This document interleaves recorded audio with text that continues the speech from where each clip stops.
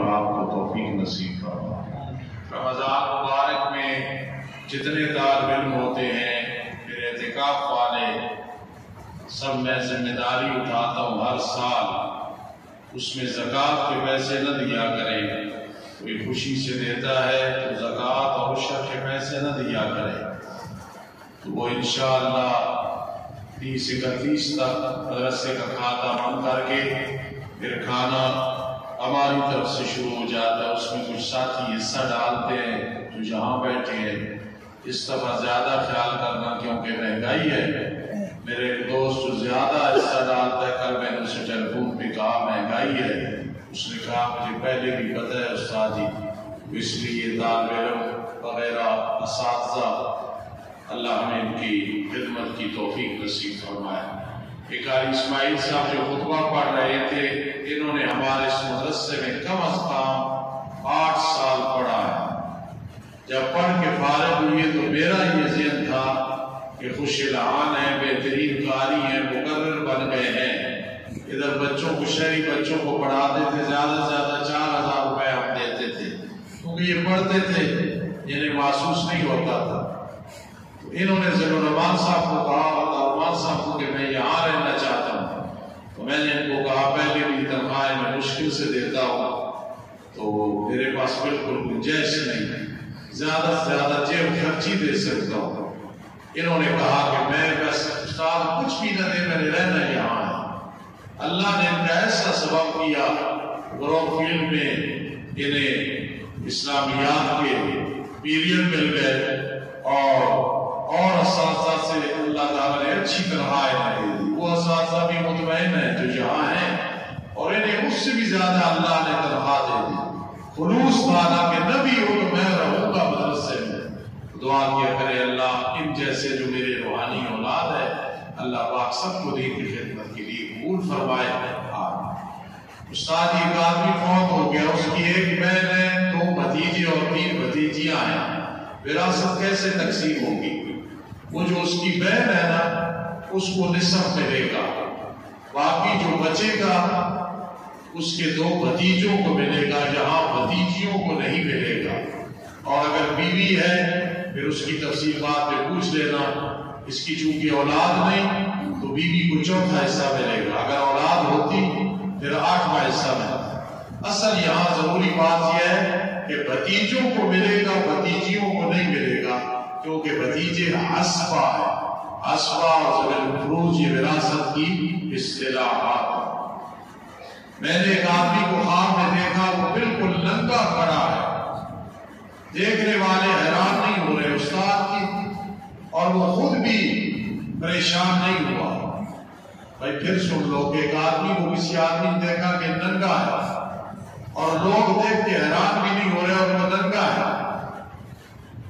خوب سمجھنا اس کی تعبیر، اور میں منبر پہ بیٹھ کے ذمہ داری سے کہہ رہا ہوں، میرا کچھ تجربہ کچھ مطالعہ ہے کہ ایسا آدمی بہت نیک ہے، اس کے گناہ نہیں ہے۔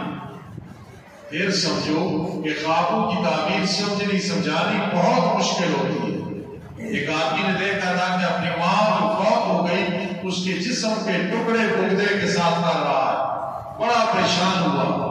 اس کی تعبیر یہ تھی کہ ماں کی وراثت میں بہن بھائی جھگڑا کریں گے۔ دیکھیں خوابوں کی تعبیر بہت مشکل ہوتی ہے۔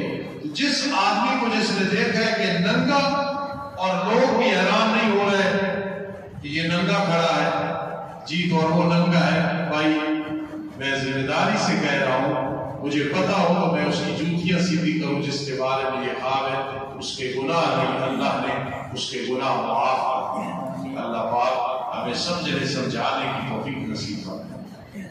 میں نے ایک آدمی کو کے ساتھ زمین کا سودا کیا، اس نے مجھے 1 لاکھ روپے بیانہ دیا، اس شرط پہ کہ جو منکر ہوگا وہ ڈبل دے گا۔ آپ کو منکر ہو گیا تو میں اس سے ڈبل لوں گا نہیں بھائی، یہ بیانہ مار لینا یا ڈبل برابر لینا یہ حرام ہے، یہ حرام ہے، خنزیر ہے۔ نہیں سودا ہوا تو جتنے پیسے واپس کر دو۔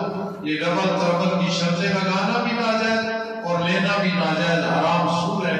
اور جو آپ کی حرام کھاتا ہے یہ مشکوک مال، اس کے گھر میں سکون نہیں ہوتا، اس کی اولاد میں عمل نہیں ہوتا۔ اللہ ہمیں رزق حلال کمانے کھلانے کی توفیق دے۔ ایک حافظ قرآن کہتا ہے کہ اگر میں روزہ رکھوں تو رات کو منزل نہیں سنا سکتا، اس لیے میں روزہ نہیں رکھتا۔ یہ روزہ رکھے رات کی منزل چھوڑ دے۔ منزل سنانی فرض نہیں ہے، روزہ جو ہے وہ فرض ہے۔ روزہ رکھے رات کی چھٹی کرے، وہ نہیں ہوگا تو کئی اور پڑھنے پڑھانے والے ہوں گے۔ اللہ توفیق نصیب فرمائے۔ ایک آدمی نے اپنی بیوی کو 3 سے زیادہ طلاقیں دی اور کہتا ہے کہ میرا مقصد ڈرانا تھا۔ بھائی یہ گمراہی ہے کہ طلاق کے ذریعے سے ڈرانا اور کہنا میں نے تو ڈرانے کے لیے جتنی طلاقیں دی ہیں، چاہے 1000 100، وہ 3 طلاقیں ہو گئی، اس پہ حرام ہو گئی بیوی اور باقی لفظ چلی گئی ہے۔ یہ کہنا کہ ڈرانے کے لیے، جو یہ کہنا میں نے غصے میں دی تھی، تو طلاق پیار میں کون دیتا ہے، خوشی سے کون دیتا ہے؟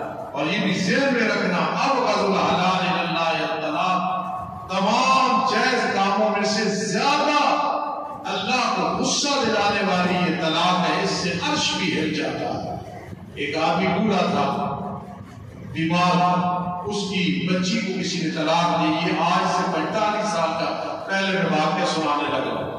جب وہ فوت ہوا تو کسی نے کہا، یہ اٹک کی بات ہے کہ بار بار وہ کہتا تھا او ظالم او ظالم او ظالم، اور کلمہ پڑھ کی دنیا سے رخصت ہو گیا۔